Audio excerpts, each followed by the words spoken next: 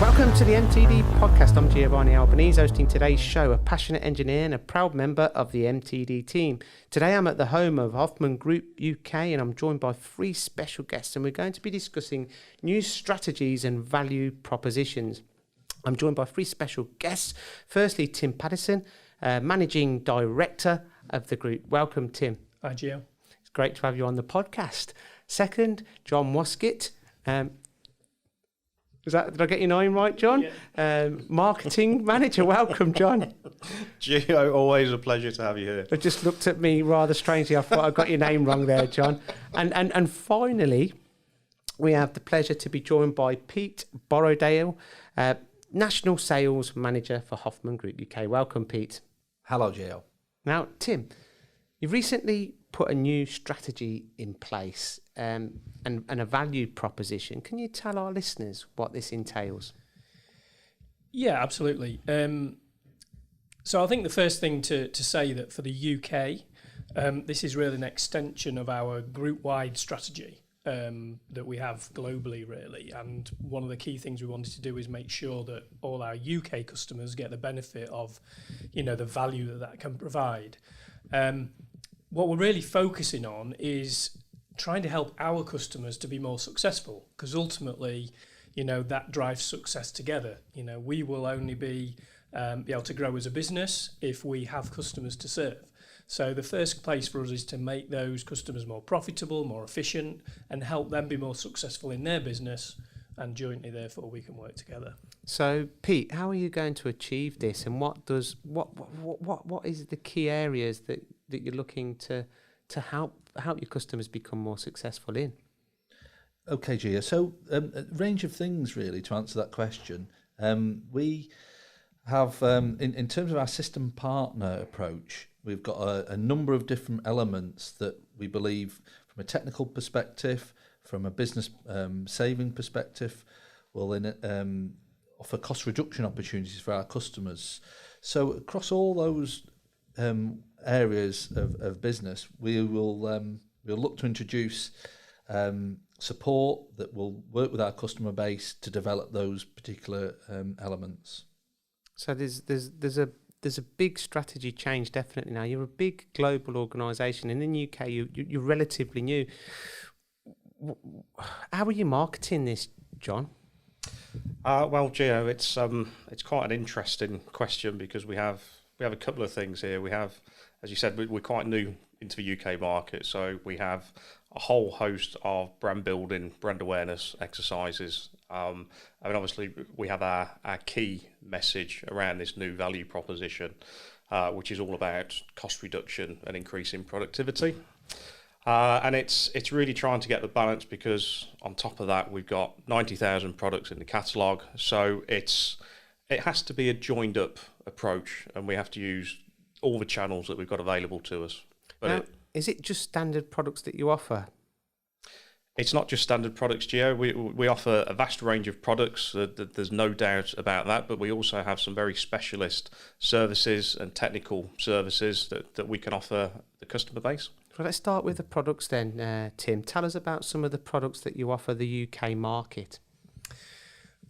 Well, I guess rather than just speaking about specific products, which maybe we'll get to the categories in a moment, I think if you imagine a workstation or a machining centre or a production area, and you looked at the products that are used within a 30-foot radius of that, then I guess that's what we're looking at. We're looking at anything from production tooling to actual hand tools, metrology, the actual workstations themselves, consumables within that work area, such as PPE, spill control, and also ancillary products. And it's really helping our customers simplify the whole procurement of everything that they use in that production area. Now, just supplying a product is all good and well, but say, for example, an end user bought an end mill, one person could really get the benefits out of the end mill and maybe somebody else wouldn't. How do you back this up? How do you add value? You mentioned adding value, so how is this achieved? Well, ultimately, we, across all our product categories, we'll take the one you just talked about there in a second, but all our product categories, we employ specialists, technical people that can support on a consultative basis in recommending the right product for that application, whether that be, as you've just referred to them, maybe some kind of machining process. So we have qualified engineers who are able to look at the application and then help our customers use the right tool in the right way for that particular job to make sure they get the maximum performance out of the tooling, and also reduce the overall cycle time so that they can produce more components, I guess, which, as we said before, helps them be more efficient and profitable. So it's safe to say then, really, you're not just supplying a product, you're actually supplying a complete solution. Absolutely, because I guess ultimately, whether it be ourselves or anybody else, we are supplying products to produce an end product. And the more you can take out of that process, that's where the value is. What we supply is simply something that helps the customer get to that finished component. Absolutely. Now, it's kind of become quite evident to me that all of your products and services seem very interlinked, Pete. Can you give me an example of how a client uses all of your products and services and the kind of return of investment that you would expect them to see? Yeah, absolutely. So if you look at our sort of whole system partner approach, the customer can rely on the stock availability and delivery accuracy of our products, but also we back that up with huge stocks. But like Tim said, we have specialists in every field to support our product range, and we're supporting customers through e-business, whether that's using our internet platform for purchasing to reduce costs, or whether that's vending solution on site being refilled by our own site service coordinators. So it's the whole cycle of delivery of the product, management of the product through the supply chain, and ultimately reducing the costs. Now, Tim, what do you think about that? I mean, I absolutely agree with Pete's comments, and I think that is really founded in the fact that the actual cost of tooling and associated products is actually a very small percentage of the overall production costs, typically around about 4%. So if you imagine that even if a company got all their products that they consumed within that process free, it's probably only about 4% of the cost of that process. So while we have to remain competitive, clearly, on all the products we sell, where we focus on is how to use those products more efficiently and therefore take the cost out of the much larger buckets that contribute to overall operational costs and help the customer look at that. As Pete has said, is that the way they procure? Can we take time out of managing the inventory, using the right product to reduce cycle time? Maybe consolidating the number of different products a customer has to buy. All those things can really help save money, which is where we want to focus. Not just the product, but as you said, how we deliver those and the services surrounding them. I think that's a really good point, really, Tim. It's kind of changing mindsets, really, and the way in which people have worked for years. It's changing the way people think and the way that they work. And to have that, this particular product range backed up with the specialists that you have must be a massive benefit. How do you get that to market, though, John? How do you educate people in all these different arenas, especially when you've got 90,000 standard products plus the specials and plus all the other services? You're tasked with a big job. It's a pretty big task, yeah, for sure, Gio. I mean, just the products alone. But I think what Pete and Tim have just said.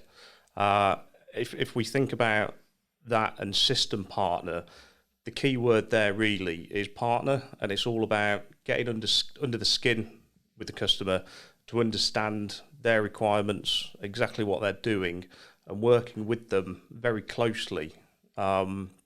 Marketing that is very hard. There are numerous different segments as part of this approach, and we consolidated. We would just say that we make our customers more successful by increasing productivity and simplifying the procurement of industrial tooling and equipment.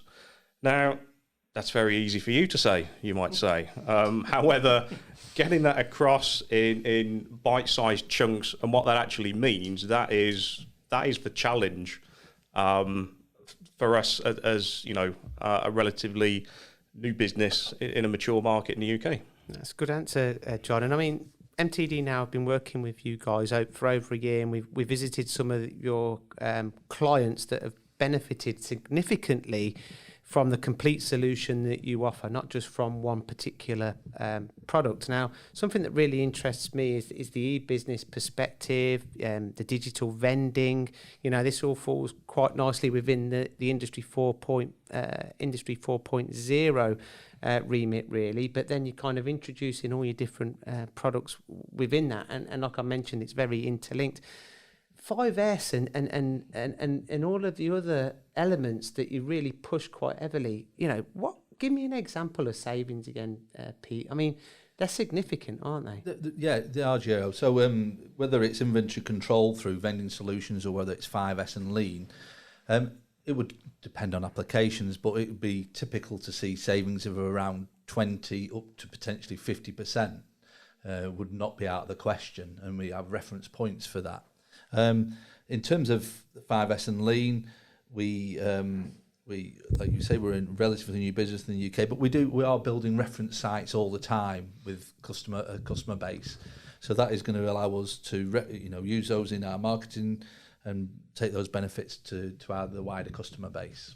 Now, Tim, like e-business, how important is that to you from a complete business perspective? Well, I guess this works both ways, doesn't it? Because as a company, I'm looking for ways that we can be more efficient, and more digital or e-commerce is a way of reducing the amount of labour input into some of what can often be quite transactional processes. And for our customers, we have a platform which we call our e-shop, which can link in also to different parts of the rest of our offer, but it again allows customers to have a very simple way of procuring at a price that they've already negotiated, and if they need, even have controls around budgets in that as well, which simplifies the whole process of approval. And I think that's a great example of taking time and effort, which allows companies to focus on the more material areas where they can save money. The UK has suffered for many, many years in not achieving improved productivity. And that's often because I think we focus on the wrong things, as we talked about, the actual tooling and ancillary cost being 4%. Well, you can put a lot of effort into chasing 5% reduction of 4% of the overall cost, as opposed to really being able to identify where the real savings can be had. And we have to live by that same mantra and try and apply that in our business. And as a managing director, I would be looking at where's the biggest benefit to me to help my business be more successful. It's a really good point. Now, being a global organisation, does this kind of help you in regards to the fixed pricing that you offer? And again, how is this, go into a little bit more detail about how the fixed pricing is helping your clients too? Well, 2 points there. I think, first of all, yes, as a global organisation with, over a billion euros sales revenue, that means we do have, huge buying power for the products in our range, and there's over 85,000 products in the catalogue. So that gives us great buying power, if I can say that correctly, around those. Having that buying power then means that we can drive price consistency. And one thing that we offer is that throughout our standard products, we can offer fixed pricing for 12 months. Where that helps customers is they don't have to put a lot of effort into renegotiating prices multiple times per year, probably for limited return. Fixed price for a period of time means you can focus, as we said before, on more material areas of the business, knowing that there's a good deal in place that's consistent, and you don't have to worry about trying to manage that in the background. So when you get a client on board, they're reaping all of the benefits of your products and the services, and you're also adding additional services such as CAD/CAM, regrind, specials. Again, Pete, can you go and tell our listeners a little bit more about these additional services that you're offering? Yes, certainly. We're going to be looking in the near future to offer CAD/CAM facility for our customers. So currently We have our technical engineers looking at applications on site. But in the future, we'll be able to do some further work on that to aid the cost reduction element of that. If you look at metrology, we know that companies waste a lot of money on recalibration and the control of calibrated products. And we're looking at a whole series of initiatives around that related to our vending solution that will help optimise efficiency and reduce costs in the metrology calibration area. If we speak about our projects and our project and kitting element of our business, we have a team here, a multifunctional team that will look at projects. We'll look at them from the analysis perspective. We will do on-site surveys. We will 3D model the project. And ultimately, if the customer wants to buy from us, we will deliver a turnkey package, which will enable us to wheel in a fully enabled toolkit with full traceability that will give the customer a real return on investment over a long period of time. So if you buy a full tool control kit from us, you will see your consumable spend reduce significantly over a period of time. So you're saying really from cradle to grave, really, you're supporting your client from the beginning to the end. Yeah, design to delivery and all the processes involved in all those stages. We have the ability and capability to deliver on those. And it benefits both of you.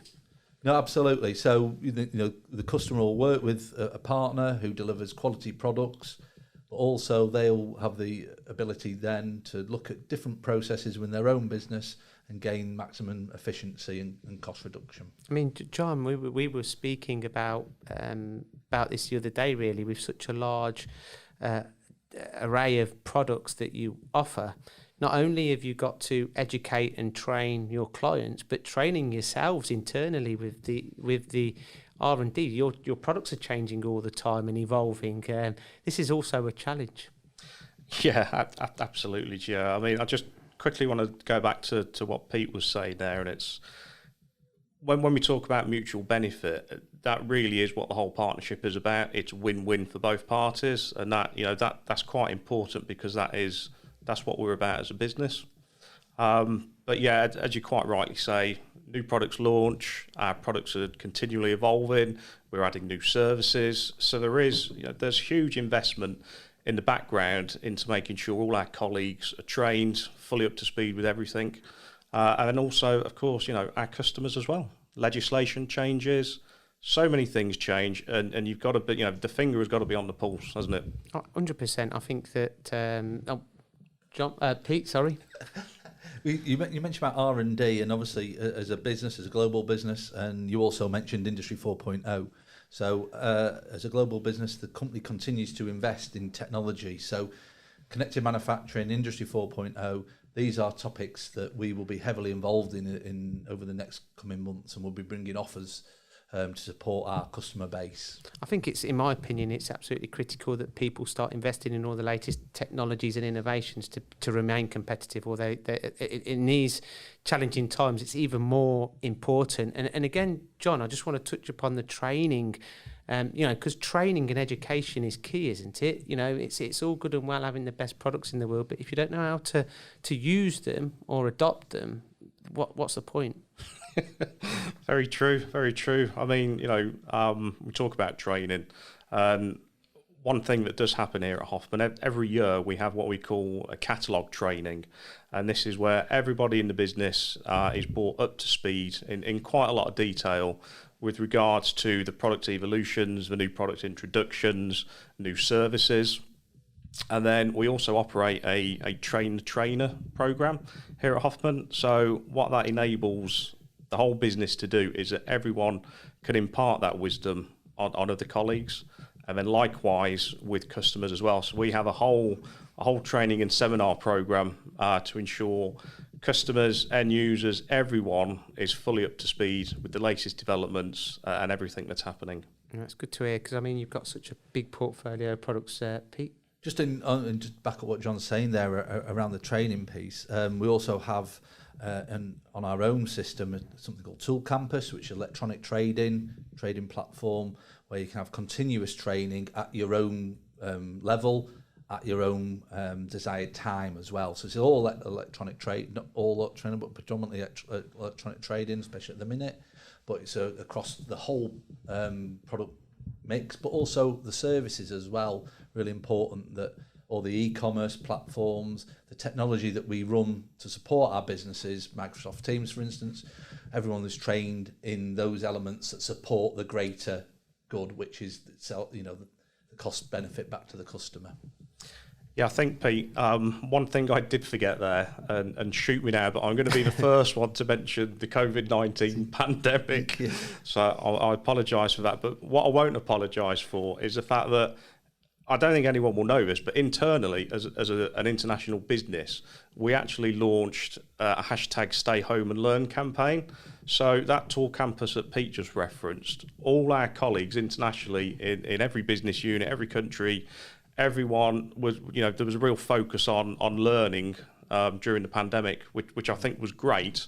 And we probably should have shouted a bit more about that, but That's it was, brilliant. We are very, very focused. It's absolutely brilliant. I think that it was evident to see that during the pandemic, you were also continually marketing your business.